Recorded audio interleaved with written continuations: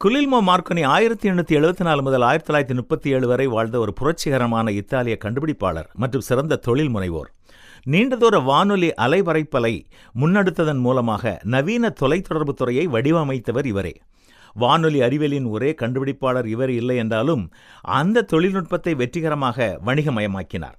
தன்னுடைய நிறுவனத்தின் மூலம் கப்பல்களையும் கரைகளையும் கண்டங்களையும் இணைத்ததற்காக 1909 நோபல் பரிசை பெற்றார். மார்க்கோனி ஒரு தூய ஆய்வக விஞ்ஞானி என்பதை விட ஒரு சிறந்த ஒருங்கிணைப்பாளர் ஆவார். ஹெட்ஸ், டெஸ்லா, லாட்ஜ் போன்றவர்களின் தத்துவார்த்த ஆய்வுகளை எடுத்துக்கொண்டு அவற்றை நடைமுறைக்கு ஏற்ற முழுமையான பொறியியல் கம்பியில்லா தொழில்நுட்பத்தின் வணிக ரீதியான சாத்தியக்கூறுகளை அவர் உணர்ந்திருந்தார்.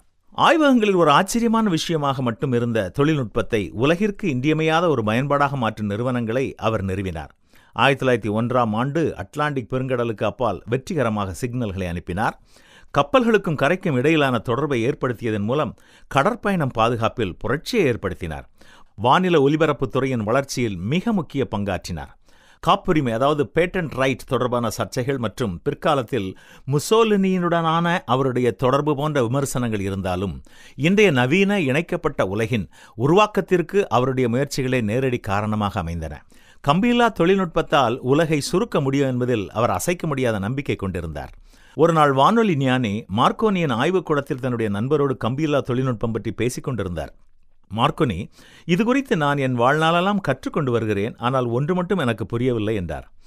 என்ன, வானொலி ஞானியினாலே புரிந்து கொள்ள முடியாத ஒன்றா? அது என்ன என்று நண்பர் கேட்டார். மார்க்கோனி தாழ்மையாக, அது எப்படி வேலை செய்கிறது என்று அறிவேன், ஆனால் ஏன் வேலை செய்கிறது என அறியேன்.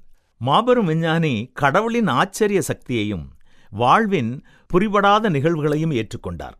உங்கள் வாழ்வில் புரிந்து கொள்ள முடியாத நிகழ்வுகள் நடக்குமானால் ஏன் இது நடக்கின்றது என்று கேட்பதற்கு பதில் அவருடைய தெய்வீக நடத்துதலுக்கு அர்ப்பணியுங்கள்.